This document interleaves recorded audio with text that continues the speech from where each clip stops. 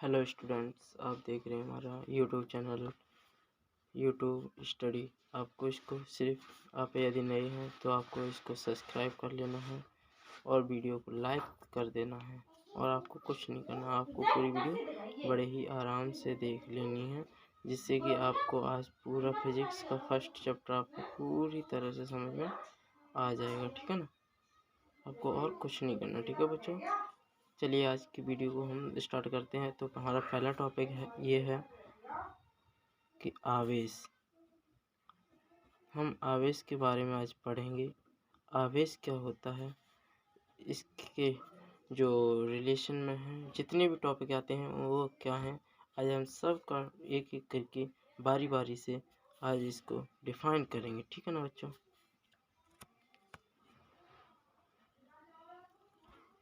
तो आइए देखते हैं, ये है हमारा आवेश। आवेश आवेश को हम देखते हैं।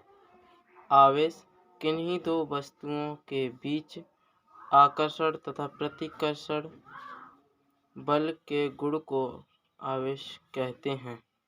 ये दो प्रकार के होते हैं। कौन कौन से होते हैं? एक तो धनावेश होता है और एक आपका ऋणावेश होता है।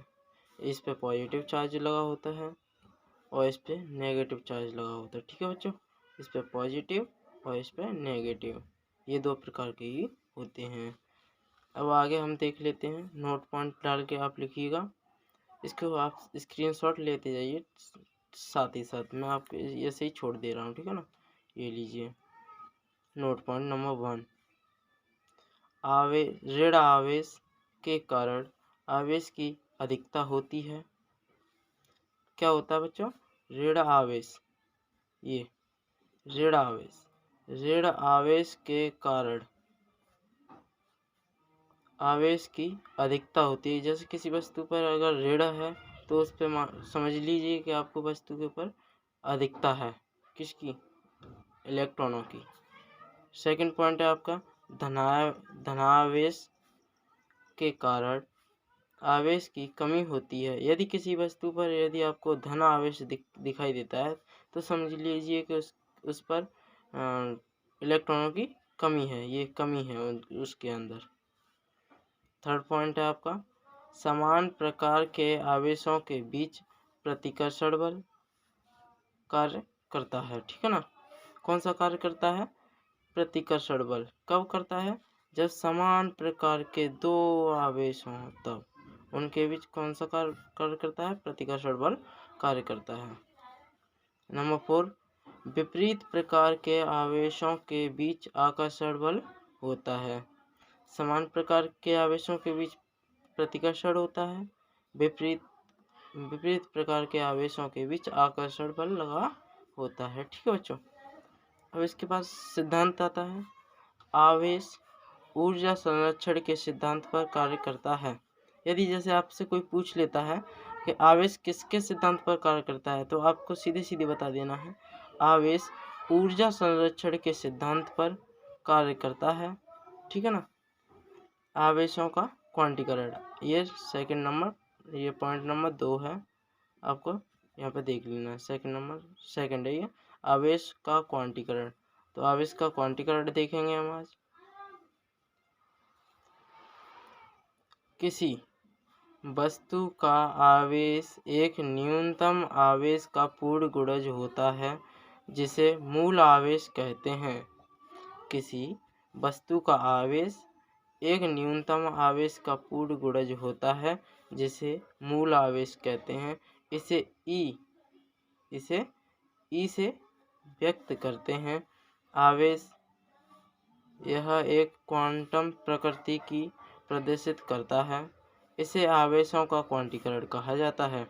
तो आपसे कोई पूछ लेता है आवेशों का क्वांटीकरण क्या होता है, तो आपको सीधे सीधे से बता देना है किसी वस्तु का आवेश एक न्यूनतम आवेश का पूर्ण गुणज होता है, इसे ही हम आवेशों का क्वांटीकरण कहते हैं। ठीक है ना बच्चों, अब इसका फॉर्मूला जान लेते हैं। Q बराबर NE होता है, जहाँ N पूर्ण संख्या होती है। इसकी संख्या जैसे ये इसके बराबर होती है 1 2 3 4 ऐसे करके होती है। ये कभी भी इस तरह से नहीं होती 1/2 3/2 ये कभी भी बट्टे में नहीं आती है। इस बात को आपको नोट कर लेना है। ये बात सही है कि ये पूर्ण संख्या होती है। ठीक है ना बच्चों। अब चलिए बात करते हैं आवेशों के मात्रक। आवेश का मात्रक देखा जाए तो आवेश का SI मात्रक कूलाम होता है, जो कि वेरी वेरी इम्पोर्टेंट है। 1 नंबर में पूछ लिया जाता है कि आवेश का मात्रक बताइए। तो आवेश का मात्रक क्या है बच्चों? आवेश का मात्रक कूलाम होता है। आवेश का CGS मात्रक कोई पूछ ले, यदि आपसे SI मात्रक पूछता है तो आपको कूलाम बता देना है। CGS मात्रक पूछता है तो स्टेट कूलाम होता है। क्या होता है? स्टेट कूलाम होता है। आवेश की विमा AT होती है। इसको निकालने के लिए हम आपको बता रहे हैं Q बराबर IT। इससे हम इसका विमा निकाल सकते हैं। देखिए कैसे निकालते हैं। आपको पता है I धारा होती है, एम्पियर का क्या होता है? A, और T आ गया समय की तो आपको पता ही है T होती है। तो अब हम दोनों को पता चल गया है कि Q बराबर इसकी विमा A और T होती है। तो आवेश की विमा क्या होगी? AT हो जाएगी। आवेश एक अदिश राशि है। आवेश एक कैसी राशि है? आवेश एक अदिश राशि है। एक पॉइंट डालना है आपको, स्टार बना के डालना है। ऋणात्मक आवेश की वस्तु का द्रव्यमान धनावेशित वस्तु के द्रव्यमान से अधिक होता है। इसका मतलब क्या है?